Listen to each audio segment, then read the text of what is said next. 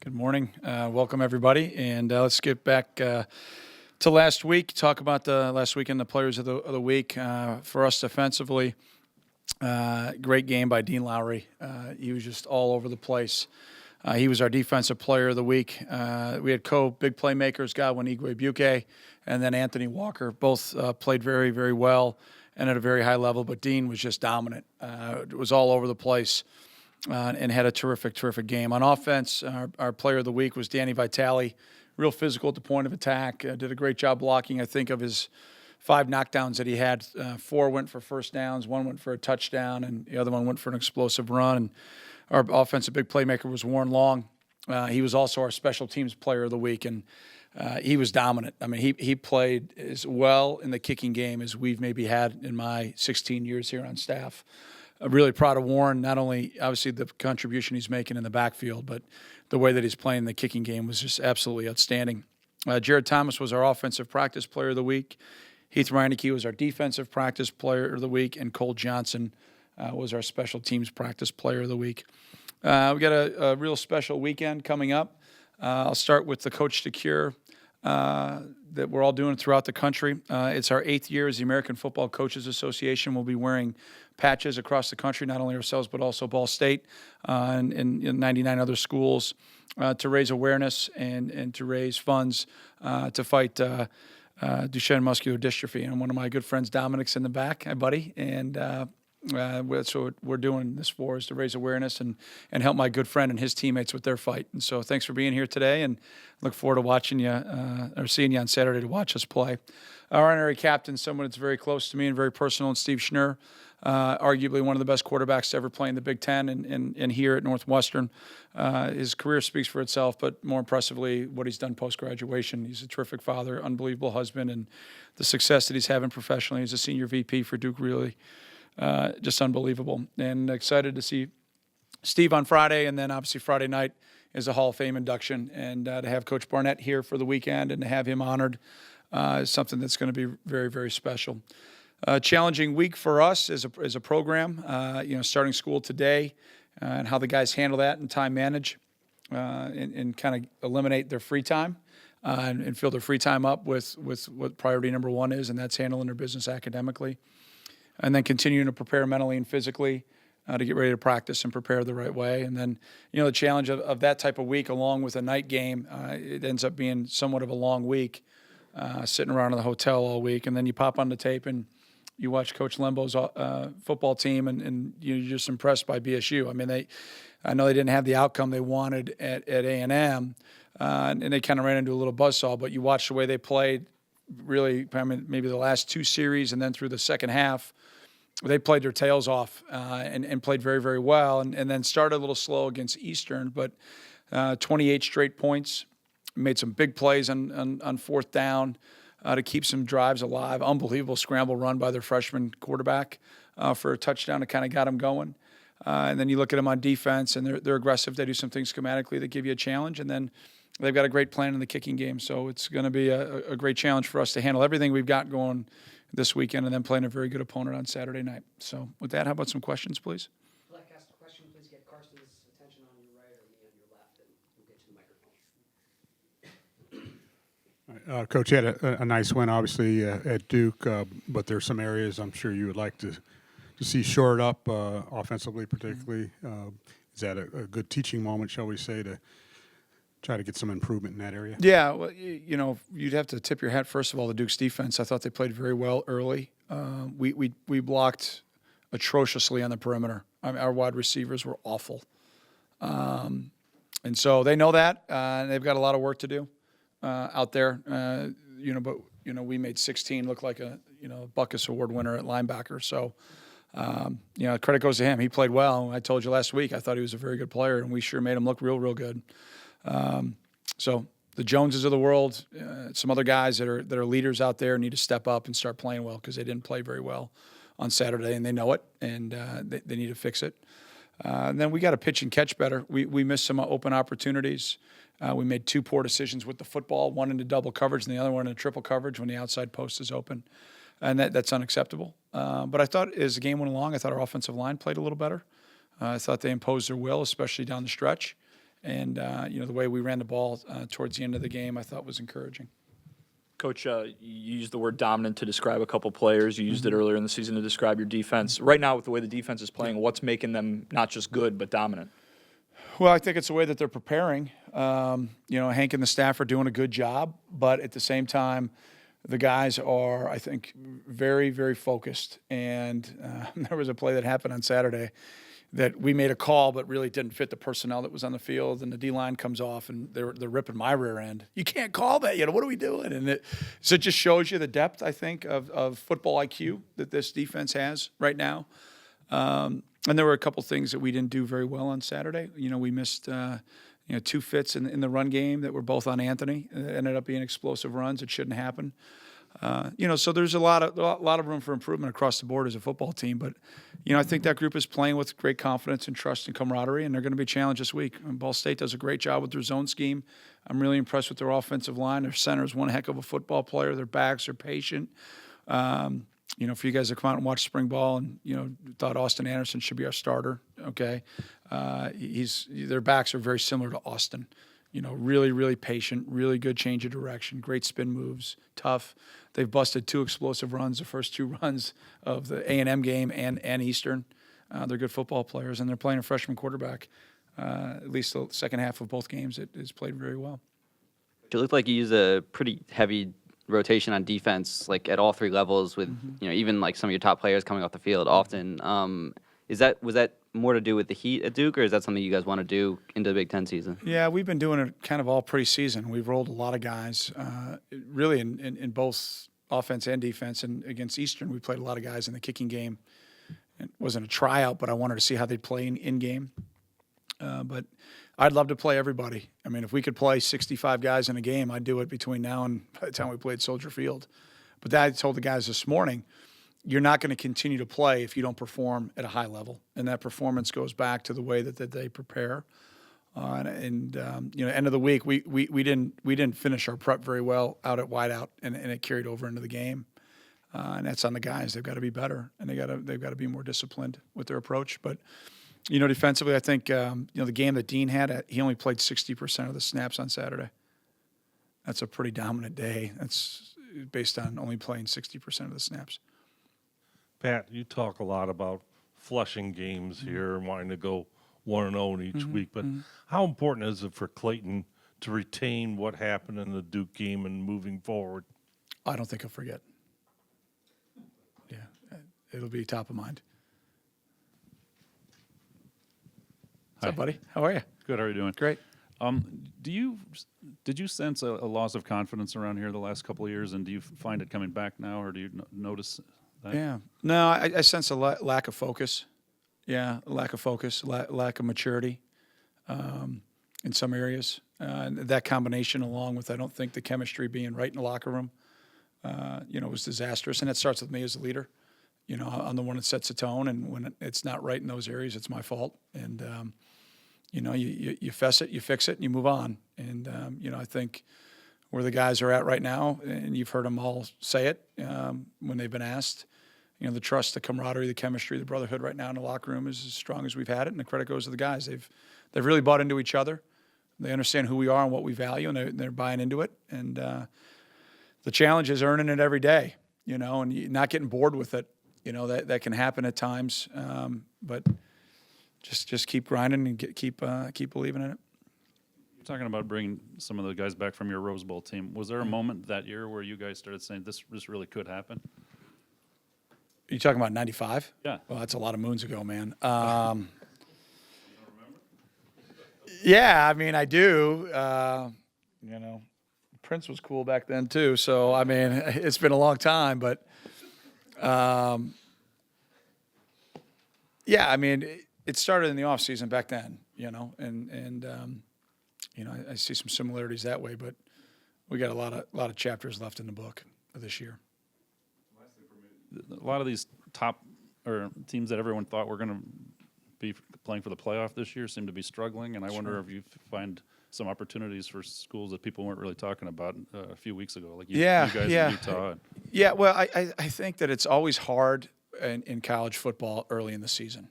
And I want to make sure my words aren't mixed here and real clear. I'm not a proponent for preseason games. I'm not asking for that. But, I got home late last night and I pop on an NFL game and they get 4 preseason games and they're still getting pre-snap penalties, and delays a game. And I just don't get it, from that standpoint. I mean, so my point is, you're 3 weeks in of playing games, and I wouldn't evaluate any team until probably 4 conference games, maybe 7 games in. Where are you at then? 3, 4, 7, 8 games into the season, then you can really evaluate kind of where you're at and where things are going to go. I think the Final Four conversations and the ranking conversations right now are awesome for blog sites, fans, and anybody that wants to have a discussion about everything that doesn't matter.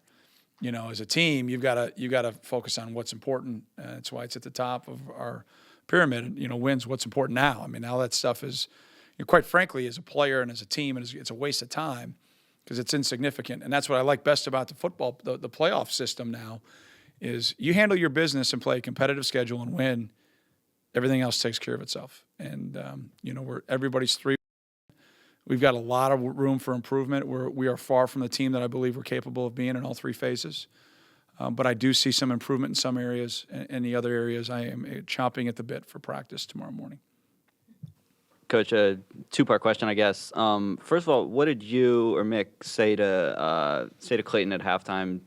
Was the message just like trying to calm him down, or was it more schematic stuff? Yeah, no, he was pretty calm. I don't think he was not calm. I think him getting his lips knocked off by the corner crash impacted him. We target out there. We call the target off. Our back misses the protection, and quarterback gets hitting the ribs, blindsided. That's never positive. And I don't think he responded very well to that, and neither does he. And that's something that he and I talked about today. But at halftime, no, it was more about what do we need to do. What do we like? What don't we like? And just let's keep playing. I mean, our defense was playing lights out. Let's continue to make sure we're making good choices with the ball. And then what can we do, and what do we feel like we can do to take advantage of, at times, pretty over-aggressive defense. And we finally got one when they had 4 guys or 11 guys within 4 yards of the ball, and great blocking to point of attack and Warren's long run. So we actually showed that tape to our defense today about, we talk about in those situations, short yardage, about having depth to your defense. It's, those safeties aren't going to make the play to stop it for a no-yard gain, but they are going to prevent a big play. And it's coaches talk until you can see it and have evidence. So it was a tough teaching example for Duke, but a great teaching example for us. Second question. This might seem like an unfair question to you, but was there ever any thought of replacing Clayton for maybe a drive or so? No. To see No. Maybe the wideouts. Yeah, I would have replaced them first. Yeah. Coach, what do you see for Justin Jackson's usage in the coming weeks, and will you be looking to spread the ball around a little more to the other Yeah, backs? he probably had too many touches on Saturday, but he's a guy that can handle it. He's a throwback running back.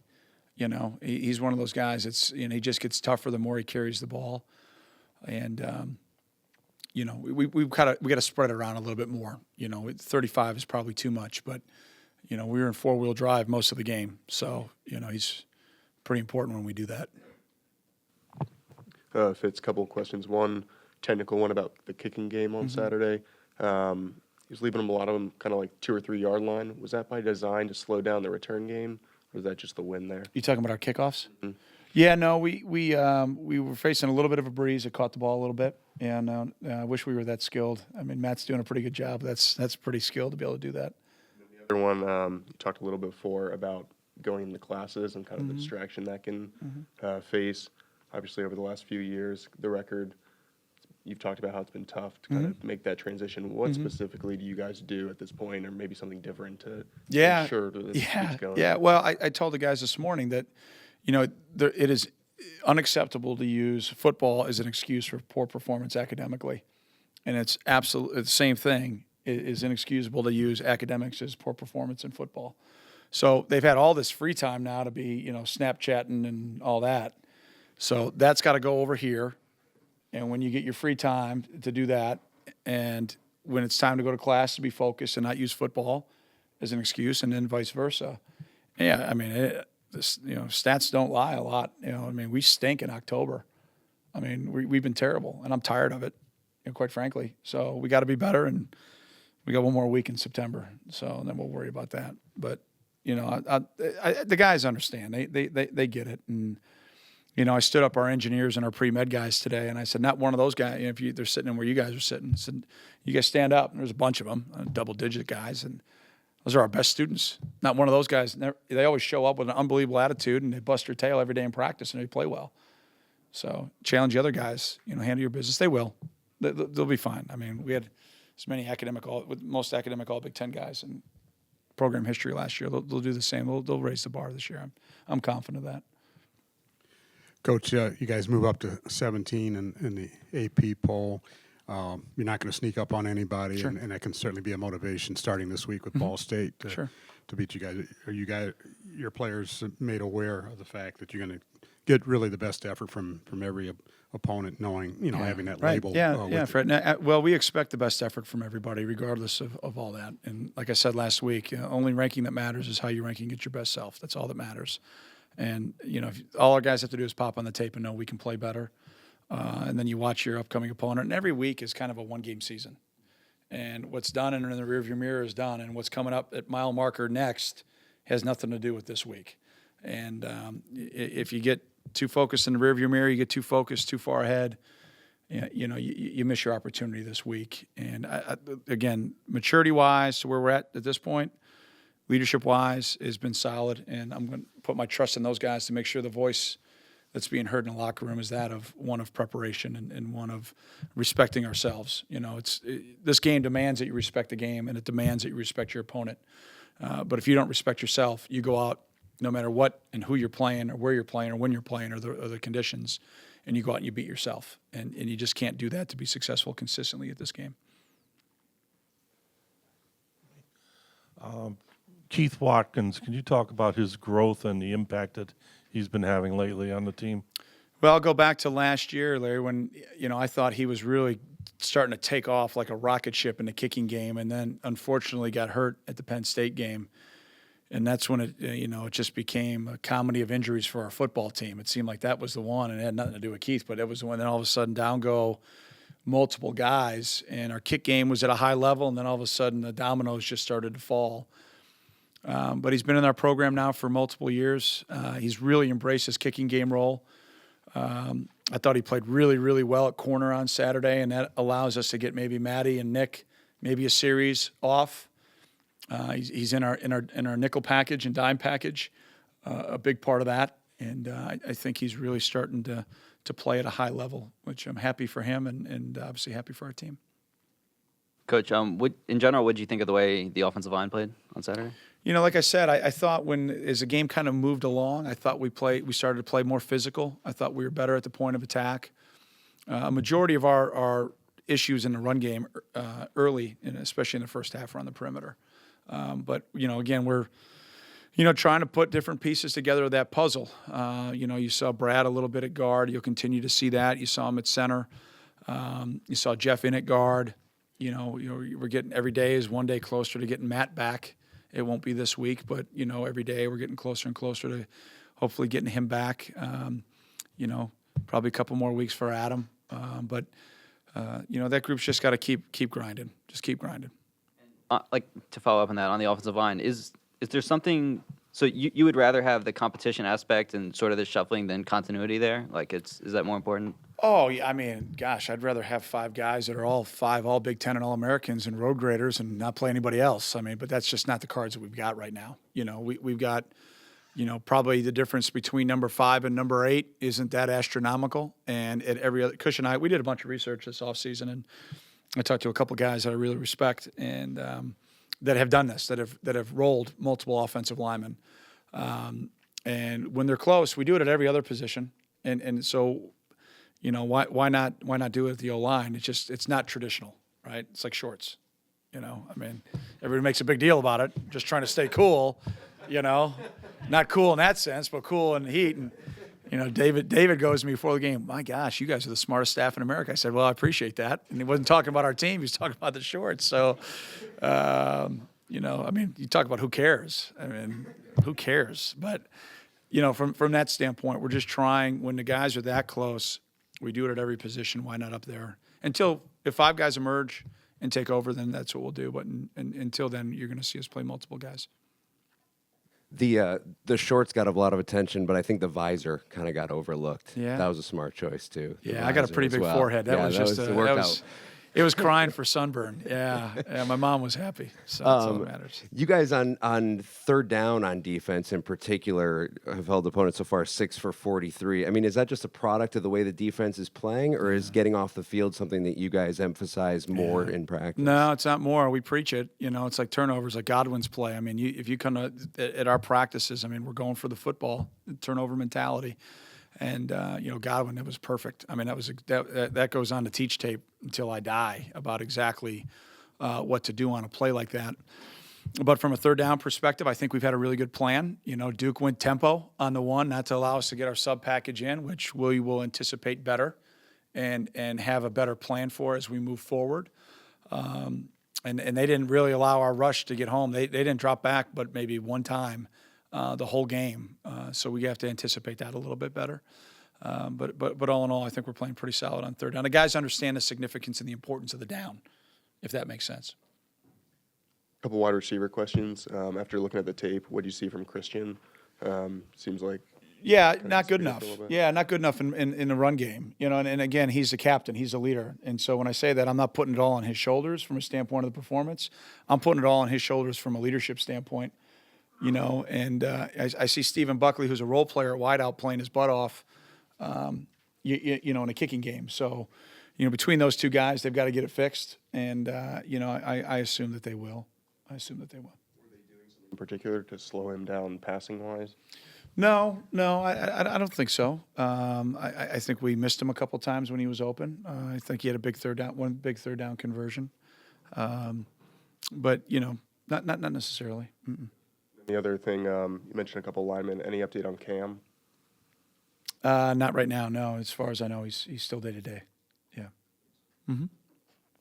Watching Hogan dissect USC Saturday night struck me, Fitz, that they were hitting a lot of underneath stuff, which I haven't seen against our team this year. Either they've had to go to the backs and we've been able to stop them short of the first down, or is that Anthony that's controlling that middle so well that nobody's completing those passes, those tight ends?